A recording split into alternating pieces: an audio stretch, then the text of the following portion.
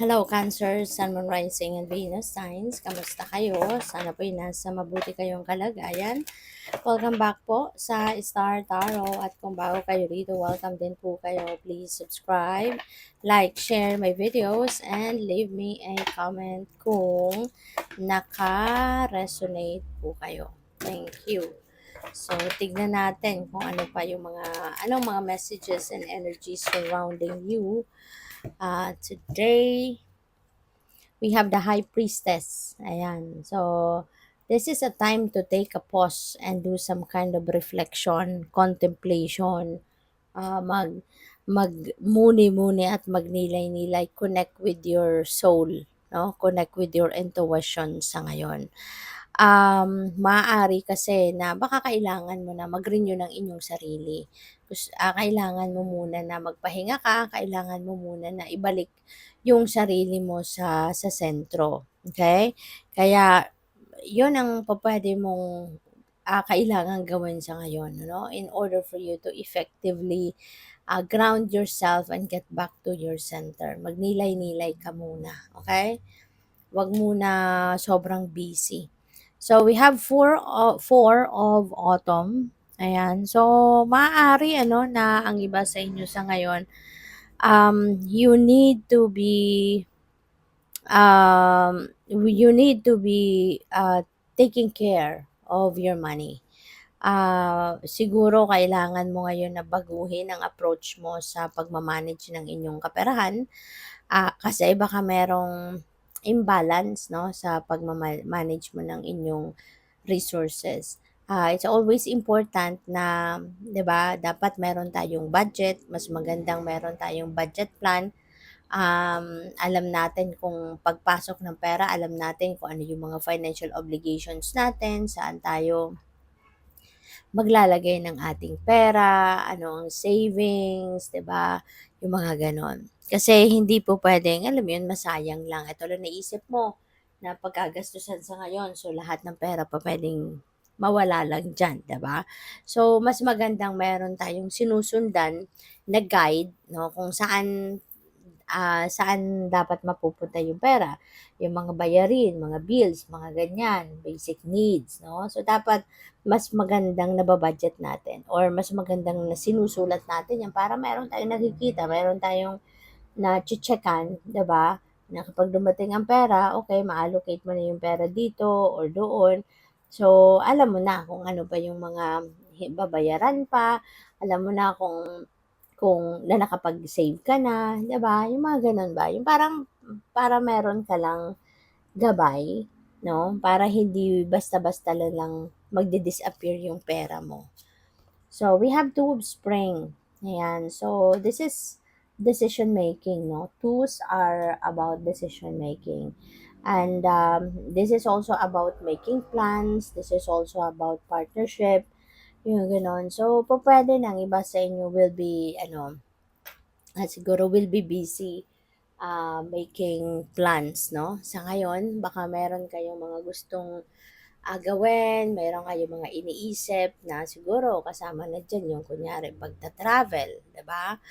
Baka meron kayong iniisip din, no, na gustong puntahan na lugar, pwedeng ganon. Or pwede rin na you're making plans for the future. Baka meron kayong mga iniisip na gusto ninyo maging negosyo, gusto kayong mag-put up ng sarili mong business. So, maybe you're also considering like partnerships, 'di ba? Collaboration with someone, merging with other people's business, yung mga ganun ba? So, what else? We have the Seven of Spring. Ayan. So, be assertive and believe in yourself. Okay? And gawin mo kung ano sa tingin mo ang tama. Panindigan mo kung ano sa tingin mo ang tama at dapat. Okay? Don't allow other people to step on your toes. No? Kasi may sarili ka namang judgment. May sarili kang judgment at may sarili kang desisyon. So, gamitin mo yon. Huwag mong hayaan ng ibang tao yung magdidikta sa'yo. Huwag mong hayaan na alam mo yun, na i-allow mo yung mga taong yun na sila na yung magdedesisyon para sa'yo. Kasi you also have your own decision and judgment sa mga na pwedeng gawin, 'di ba? So, what else? We have 10 of autumn. Maganda to. Maganda to kasi parang magiging ano ka, komportable, komportable ang pamumuhay, komportable ang pag-iisip, parang meron kang contentment na mararamdaman, lalo-lalo na pagdating sa mga material na bagay, pagdating sa pera, alam mo yun, yung parang wala ka ng ipagwo-worry pa. Kumbaga, kasi po pwedeng nakapag-establish ka na ng inyong financial future, meron ka ng savings, meron ka ng alam mong concrete, no, na pang paggagalingan ng inyong pera. Meron kang concrete source of money, no? So, po pwedeng merong ganon. And siguro din sa ngayon, ano, pwedeng nag enjoy ka na eh. Nag enjoy ka na sa buhay na kasama ang inyong pamilya. Yung parang wala kang pinoproblema na wala ka ng pinoproblema sa pera, yung ganun ba? So, what else? We have 5 of autumn. Ang iba naman sa inyo, this is opposite, no, ni 10 of autumn. Kasi kung ang iba sa inyo, maaaring, ano na, masaya na sa buhay, komportable na kasi may ipon na, may pera na. Ang iba naman sa inyo, baka nagkakaroon ng nagne-negative thoughts, nagne-negative energy. Kasi pupuwedeng ang iba namomroblema naman sa pera. Baka ang iba nagkukulang naman sa pera, baka ang iba nagkaka-issue sa trabaho, ba? Pupuwede kasi ng iba sa inyo baka merong issues sa posisyon sa inyong trabaho, baka nagkakaroon ng intriga, nagkakaroon ng awayan, 'di ba? May inggitan. Kaya minsan kapag may inggitan sa trabaho kasi kahit wala kang masamang ginagawa, kahit sumusunod ka naman sa manager mo, kahit ginagawa mo naman kung ano ang assignment mo, kung ano yung dapat gawin, 'di ba? Meron at meron talagang gagawa ng ikakasira mo. 'Di ba? May mga gano'n eh. Kaya po pwede ang iba sa inyo baka may mga issues na ganyan sa trabaho, ano? Kaya po pwedeng meron kayong meron kayong mga tawag dito, mga pagkakataon na kakausapin ng manager ninyo, 'di ba? Para ayusin siguro or yun, tanungin ano nga ba talaga ang nangyayari. Yung mga gano'n ba. So, maaari din 'no, na ang iba sa inyo dito um,